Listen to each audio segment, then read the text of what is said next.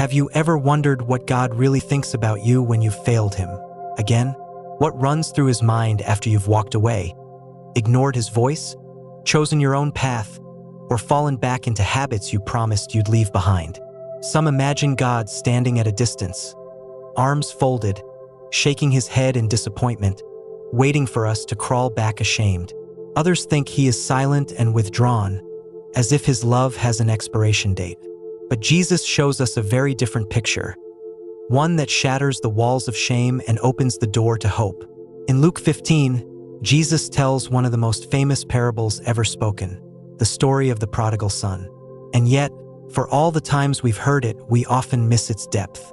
This is not just about one rebellious boy from centuries ago. This is about me. This is about you. It's about every single soul that has wandered from the Father, whether in open rebellion or in quiet drift. Jesus begins, "There was a man who had 2 sons. The younger one said to his father, 'Father, give me my share of the estate.' So he divided his property between them." This one request might seem simple, but in that time and culture, it was deeply insulting. Asking for your inheritance while your father was still alive was almost like saying, "I wish you were dead." It was essentially saying, "I want what you can give me, but I don't want you." And yet, the father does something shocking. He doesn't argue. He doesn't punish. He doesn't shame his son into staying. He simply gives. Why? Because love doesn't force itself. True love allows freedom, even the freedom to walk away. God does not chain us to his will. He allows us to make choices, even when he knows those choices may lead to heartbreak. So the son takes his share of the estate and he leaves. He travels to a far country. You can almost feel his excitement, the thrill of independence, the rush of being in control, the allure of life without restrictions. He dives into a life of pleasure, nights filled with parties, days filled with laughter, entertainment, and extravagance. He spends recklessly, buying whatever he wants, surrounded by people who cheer him on while the money lasts. And for a while, it feels like freedom. But freedom without wisdom is a trap. And soon, the trap closes. The money runs out. The so-called friends vanish. The fun dries up. And to make things worse, a famine strikes the land. What once looked like paradise now feels like a prison. Desperate, the young man finds work feeding pigs, animals considered unclean in Jewish culture. This job isn't just humiliating. It's symbolic. The son who once lived in luxury is now surrounded by filth. The boy who demanded his own way is now living at the mercy of strangers. His hunger grows so intense that even the food meant for pigs begins to look appealing. Can you imagine how low he must have sunk? The one who thought he could live better without the father is now longing for scraps.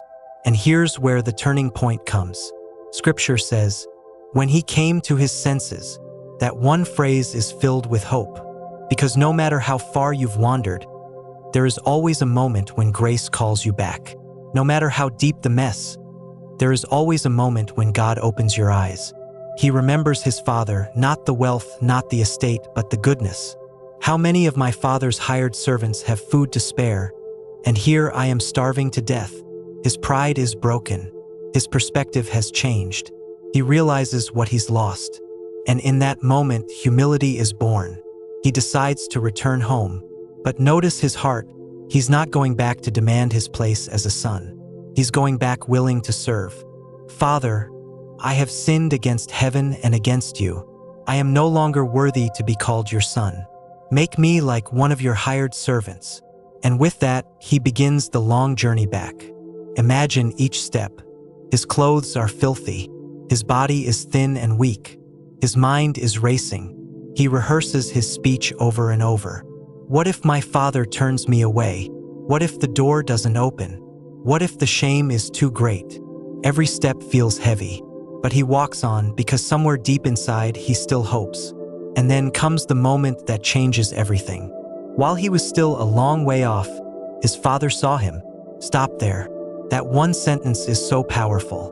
The father saw him before he had arrived, before he had cleaned up, before he had explained anything. That means the father had been watching. Day after day, he looked toward the horizon, waiting for the faint silhouette of his son.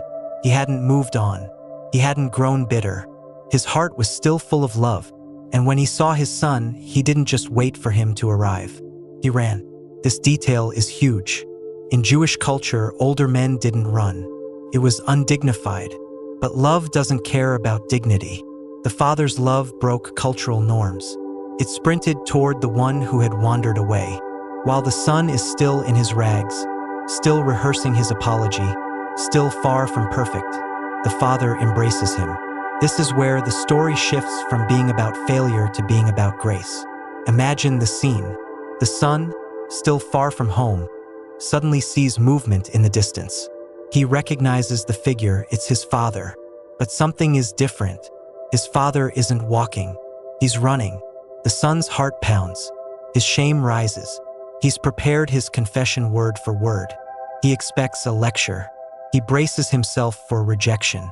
But before he can even speak, his father is there, arms wrapping tightly around him. The smell of the pigpen still clings to his clothes. His skin is still dirty. His life is still a mess. And yet the father doesn't hesitate. He doesn't keep his distance. He doesn't wait for an explanation. He pulls his son close. And here's where we see the heart of God so clearly. This is how he runs to you. He doesn't wait for you to get it all together. He doesn't demand that you fix everything before you return. While you are still far off, while you are still broken, he moves toward you. The son begins to speak. Father, I have sinned against heaven and against you. I am no longer worthy to be called your son. But before he can finish, the father interrupts. He calls to the servants. Quick, bring the best robe and put it on him. Put a ring on his finger and sandals on his feet. Bring the fattened calf and kill it. Let's have a feast and celebrate. For this son of mine was dead and is alive again. He was lost and is found. Notice this, there is no probation period. No, let's see if you've really changed. The restoration is immediate. The father doesn't say, work your way back into my good graces. He clothes him in honor and restores him to his place in the family instantly. And this is the gospel. This is what Jesus wanted his listeners to understand. God is not sitting in heaven tallying your mistakes, waiting to punish you. He's scanning the horizon, waiting for you to turn toward him so he can run to you. But here's the part that cuts deep. In one way or another, we are all prodigals. Maybe you've never left church. Maybe you've never outwardly rebelled. But the truth is, all of us have turned from God in some area of our lives. Sometimes we wander in obvious ways, through sin, rebellion, or walking away from his word. Other times it's more subtle. We drift emotionally. We let our prayer life grow cold. We start trusting in our own plans more than his. And like the prodigal son, we often believe the lie that life is better when we're in control. We chase fulfillment in relationships, careers, possessions, or personal success, only to discover, in the end, that none of it truly satisfies. Life apart from the Father will always lead to emptiness. That's why this story is so powerful, because the Father doesn't just welcome us back, he restores us. He places the robe, ring, and sandals on his son as a public declaration that he is fully accepted. The robe represents righteousness, being covered not in our own goodness, but in God's. The ring represents authority, restoring the son to his position in the family. The sandals represent freedom. Slaves went barefoot, but sons wore shoes. All of these are pictures of what God gives us through his grace. When we repent and return, he doesn't just forgive our past. He restores our identity. And here's something beautiful. He doesn't restore us to the position of a servant. He restores us as sons and daughters. That means no matter what your past looks like, you are not defined by your failures. You are defined by the Father's love. Now think about this. The son came home expecting judgment but found joy. He expected rejection but found a feast. And this is exactly how heaven responds when one sinner repents. Jesus says, "There is rejoicing in the presence of the angels of God over one sinner who repents." Luke 15 verse 10. This story reminds us that God's grace is not reluctant. He doesn't forgive because he has to. He forgives because he delights in mercy. And maybe that's what someone listening right now needs to hear. Maybe you've been holding back because you think God is tired of forgiving you. Maybe you've been avoiding prayer because you feel unworthy. But this story is proof He is still watching for you. His love is still running toward you. The Father's arms are still open. As the celebration begins in the Father's house, the music and laughter fill the air.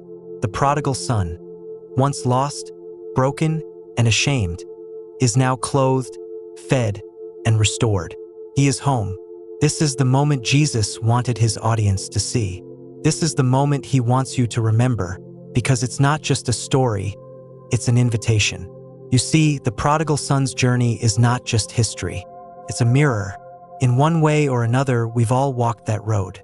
We've all taken steps away from God, sometimes in open rebellion, sometimes through quiet neglect. We've all chased our own plans, thinking we know better. And we've all found out, in the end, that life apart from the Father leaves us empty. But here's the good news. No matter how far you've wandered, the road home is always open. God isn't sitting in heaven with a checklist of your failures. He's standing at the edge of the road, looking for you. And the moment you take a single step toward Him, He runs to you with mercy, wraps you in grace, and restores you as His own. That's the heart of the gospel. Not work harder and maybe you'll earn my love. Not clean yourself up before you come back. But come as you are, dirty, broken, empty, and I will restore you. The robe, the ring, the sandals, they are for you. The celebration in heaven is for you. And maybe today, God is calling you to take that first step home. Maybe you've been afraid because you think you have to fix yourself before coming to Him. But friend, you don't fix yourself to come to God. You come to God, and He does the restoring. Don't let guilt hold you back another day. Don't let shame keep you in the far country. Today can be your turning point. Heavenly Father, thank you for revealing your heart through this story. Thank you for showing us that no matter how far we wander, your love never changes. Lord, I pray for everyone listening right now who feels far from you, those who feel weighed down by guilt, shame, or fear. Just as the Father ran to meet His Son, I ask you to meet them right where they are. Wrap them in your mercy, clothe them in your grace, restore what sin and brokenness have taken away. Lord, create in us clean hearts, renew our spirits, help us turn away from the lies that led us away from you, and help us walk in the truth that brings life. Remind us daily that we are not defined by our failures, we are defined by your love. Thank you, Jesus, for the cross.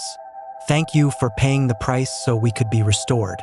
Help us to live as children who honor your name in everything we do. In Jesus' mighty name we pray, Amen. If this message has spoken to your heart today, I want you to know this: God's arms are still open. He hasn't forgotten you, and He is ready to restore you. If this prayer touched you, type Amen in the comments as a sign of faith. I'd love to see how many prodigals are coming home today. And if you need a special prayer, leave it in the comments below. We would be honored to pray with you. If this message blessed you, don't forget to like this video, share it with someone who needs encouragement, and subscribe for more prayers and messages that will strengthen your walk with God. Remember this: no matter how far you've gone, there is always a road home, and your Father is waiting. God bless you, and I'll see you in the next prayer.